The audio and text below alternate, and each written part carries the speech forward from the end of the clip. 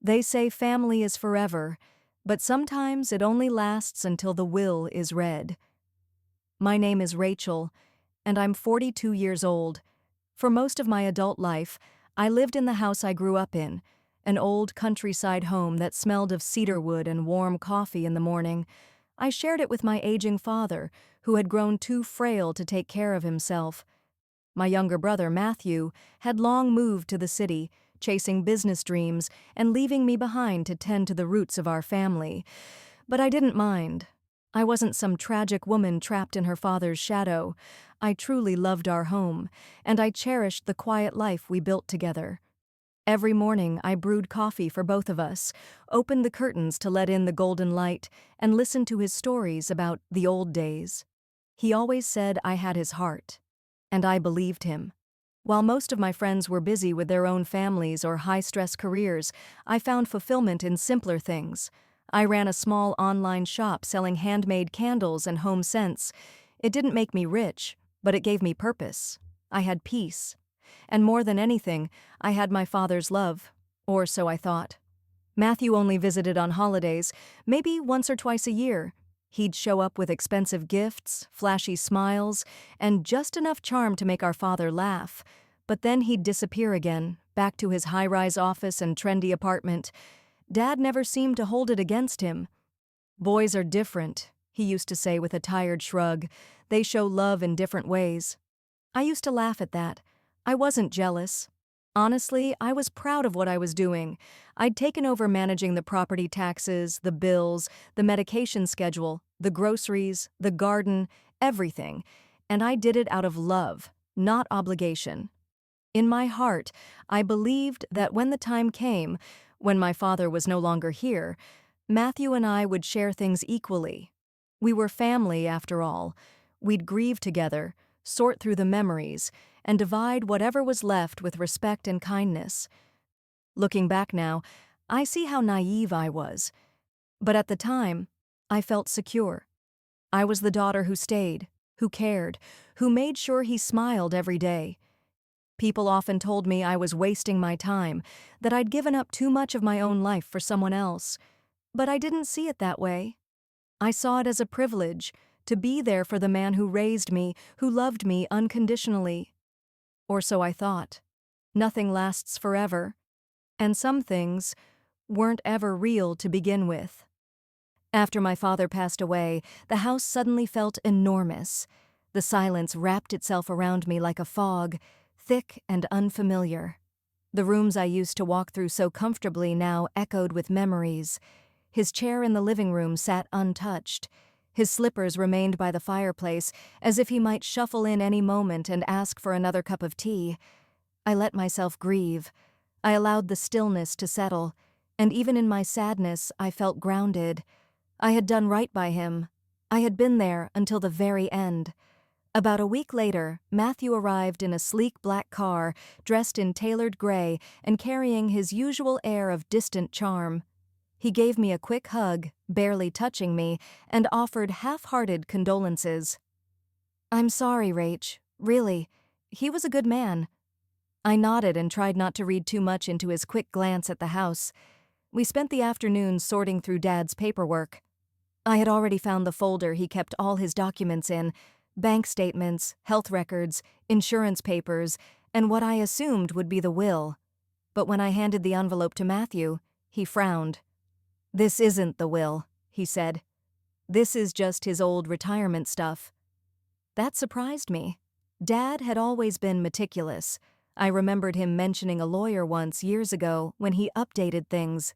So I dug deeper and finally located the contact information of his attorney in town.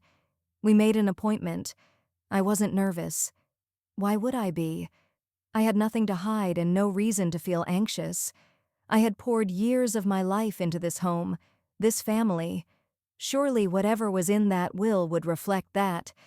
The lawyer's office was a small, quiet place with dusty shelves and framed diplomas on the walls.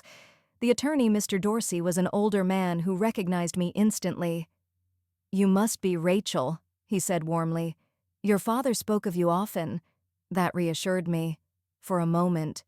We sat across from him as he pulled out the official copy of the will. My heart beat steadily, calm, steady, confident, but the moment he began reading, something shifted. I leave the house, the land, and all associated assets to my son, Matthew. I blinked. I thought I misheard. As a reward for his ambition and future potential. Wait, what? I turned to look at Matthew, who stared straight ahead, emotionless. He didn't even flinch.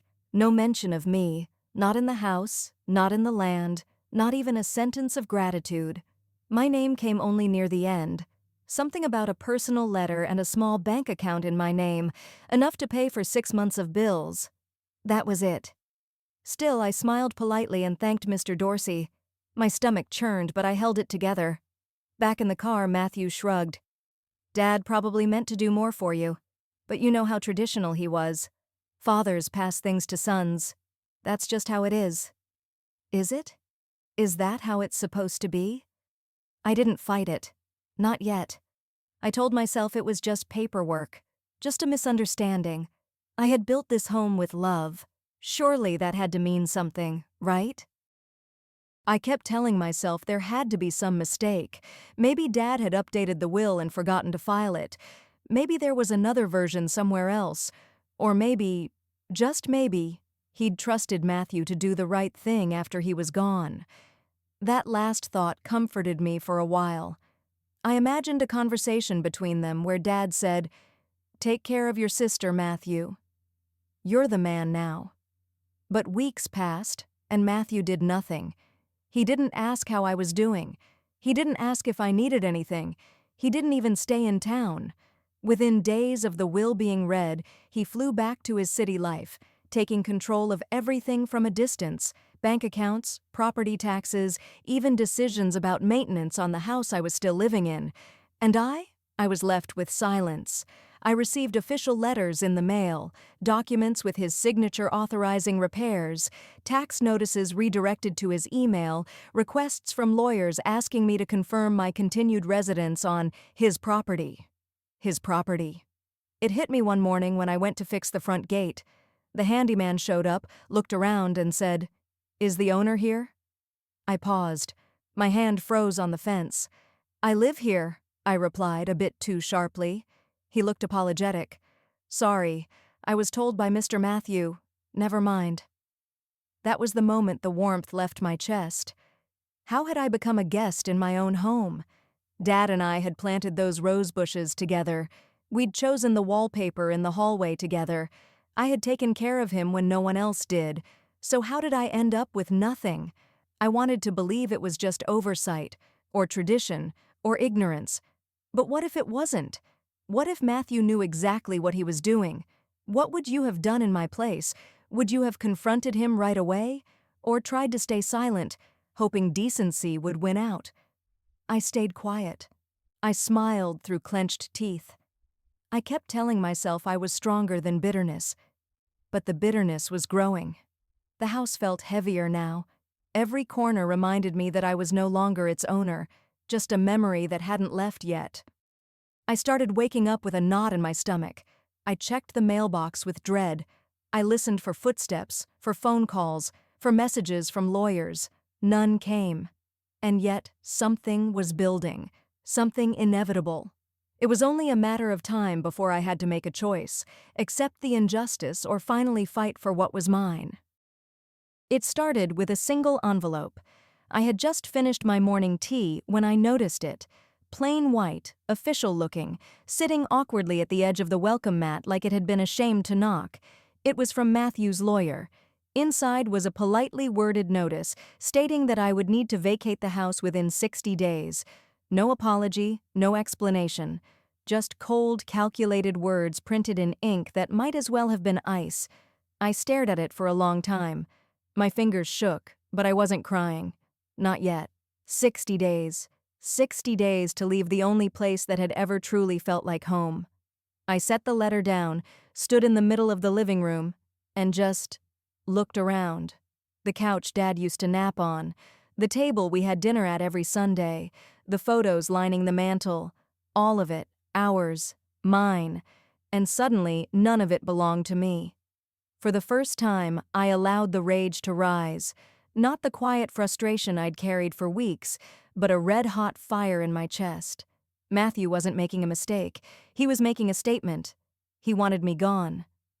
That night, I couldn't sleep. I lay in bed with memories swirling in my head. Dad's laugh, his cough, the way he called me, my little shadow. And I remembered the promise I made to him on his final night. "I'll be okay, Dad. I'll take care of everything." But how could I keep a promise like that when everything was being stripped away from me?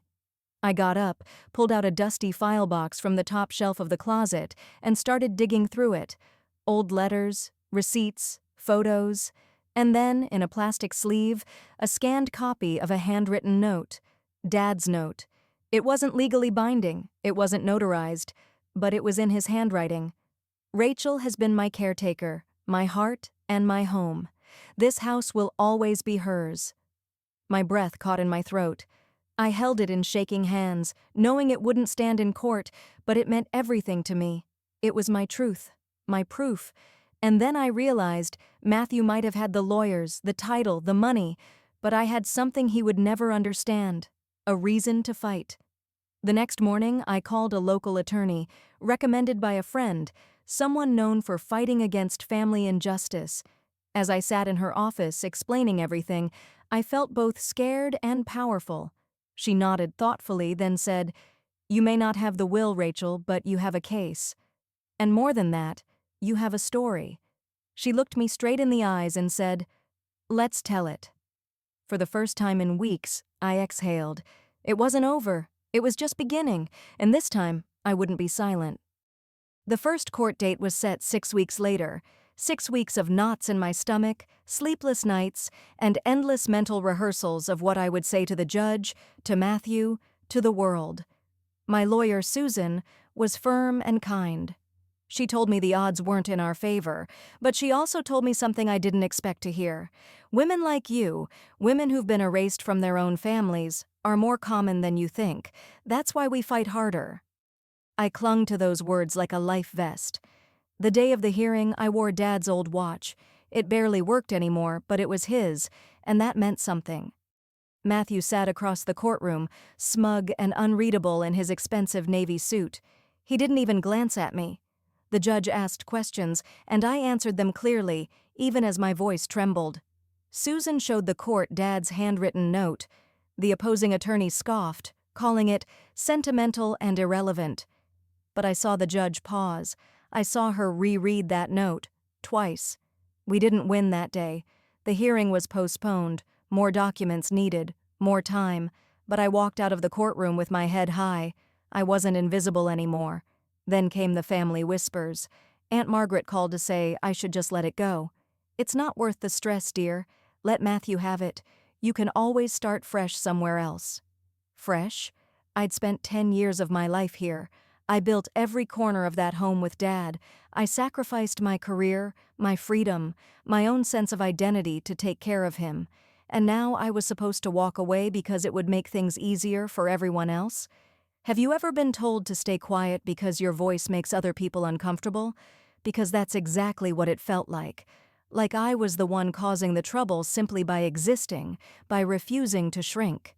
That night I found myself staring at a photograph of me and Dad from my college graduation. He had his arm around me, his eyes tired but proud. "I'm proud of you, Rachel," he had whispered that day. "Don't ever let anyone make you small." I held on to that memory like armor. The next week I started documenting everything. I compiled medical records, financial logs from the years I cared for Dad, journal entries, and even voice recordings he had left me. If Matthew wanted to make this about legality, then fine, I'd meet him there, but I'd also make sure the world heard my truth, because I was tired of playing polite, tired of pretending this didn't hurt, tired of being the good daughter who didn't make waves. So I made waves, big ones, and I was just getting started. The more I pushed forward, the more they tried to push me down. My cousins stopped replying to my messages. My childhood friend Danielle, who once swore we were like sisters, texted me saying I was making a scene and ruining the family name. Ruining it? How could I ruin something that had already cast me out? The court proceedings dragged on. Each new hearing brought more delays, more legal jargon, and more sideways glances from Matthew and his lawyer. They'd taken to smirking in my direction, as if daring me to keep going. But I did. And every night when I collapsed into bed, exhausted and wrung out, I whispered to myself, "You've already come too far to quit now." One morning, Susan showed me a new document Matthew had submitted, a financial statement claiming he had supported our father more than I had. I stared at it, numb. He had manipulated numbers, twisted timelines, and omitted all my unpaid labor, the years of caretaking, the hours at hospitals, the nights I stayed awake cleaning up after Dad's episodes. The court might not see it, but I knew. And I couldn't help but ask myself, and you, if you've ever been in my shoes, how do you prove your worth when the world only values numbers and titles? Have you ever felt like your love, your sacrifice, your life's quiet work meant nothing unless it was printed on a form? Because that's what it felt like. Like my entire existence as a daughter had to be justified, documented, signed, and notarized just to be seen. I went home that day and cried, not just because of Matthew's lies, but because deep down, part of me still wanted my family to defend me, to say, "Rachel's not wrong, she's just finally standing up for herself." But no one said that. They said nothing. The silence screamed louder than any insult. That night, I wrote a letter to my father. I know it sounds strange, but I needed to say things I never got to say while he was alive. I told him I loved him, that I missed him, that I wished he'd had the courage to say out loud what he wrote in his note, that I wish he had told Matthew to his face, "This is your sister's home, too." The next day, I walked into the courtroom with that letter in my purse, not as evidence, not to show anyone, but to remind myself why I was doing this. Not for revenge, not even for the inheritance, but for my voice. For every woman who had been told her place was behind the scenes, cleaning up the messes and never asking for more. I wasn't asking anymore. I was demanding, and that terrified them. I don't know exactly when the shift happened. Maybe it was the morning I looked in the mirror and didn't see a woman barely holding on, but one who had survived. Or maybe it was during the final court hearing, when the judge, after months of legal tug-of-war, looked at me and said, "Ms. Evans, your contributions are noted and recognized." My heart stopped. Not because it was a total victory. I didn't get everything I asked for. The house was to be sold and the proceeds divided. Some of the land would stay in Matthew's name. But the judge made it clear, the will had been mishandled, and I had been wronged. My father's handwritten letter, though not legally binding, had supported my claim enough to shift the outcome. The lawyer said it was unusual, almost unheard of. But I just nodded. Because I already knew. I wasn't walking away with an estate. I was walking away with something far more valuable, my dignity. I had stood up against a system designed to silence women like me, and I hadn't backed down. But the victory wasn't just in the courtroom. It was in the way people started looking at me. My neighbor, who used to cross the street to avoid small talk, brought me fresh-baked muffins and said, "Good for you." Susan teared up when the verdict was read and hugged me tighter than ever. "You did it," she whispered. "For yourself, and for every woman who's been passed over." I started going for walks again, long ones, breathing in the cold morning air, letting it fill the spaces inside me that had been hollowed out by betrayal. I signed up for a local community seminar on estate planning, not because I needed it, but because I wanted to make sure no other woman in my town went through what I had. One afternoon, I was asked to speak on a panel about family law and women's rights. At first, I said no. Then I remembered that courtroom, my voice trembling but steady, and I said yes. I stood in front of that audience, mostly women, and told them my story. I didn't hold back. When I finished, a woman in the front row raised her hand and said, "How did you find the strength to keep going when no one believed in you?"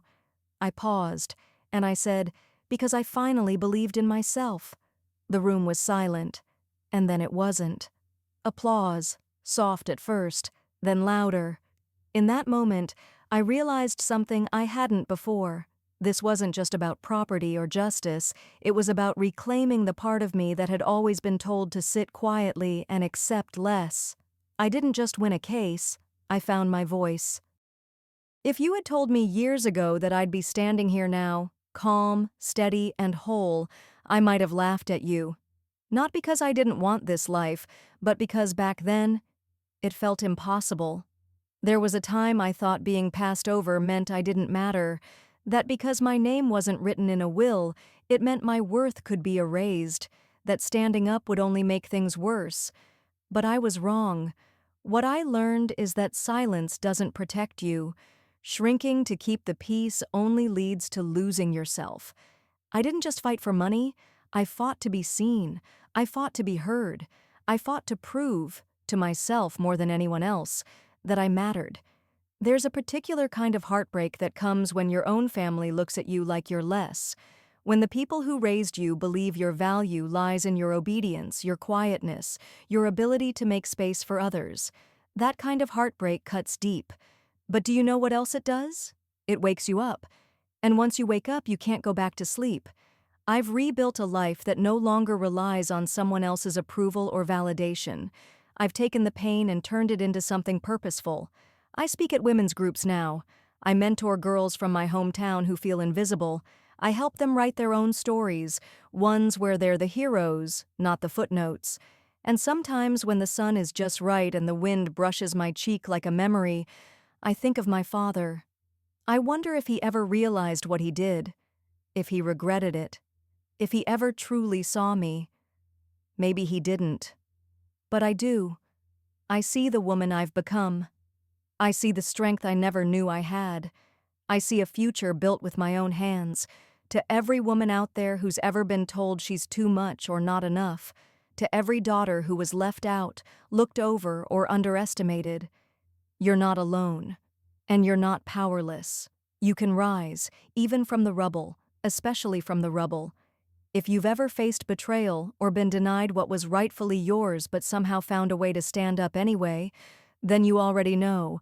Our stories don't end when they try to silence us. They begin. If you want to hear more stories of women like me, women who have walked through fire and come out stronger, subscribe to this channel. And if you believe more women deserve to hear these voices, please like this video. It helps our stories reach the ones who need them most. Thank you for listening.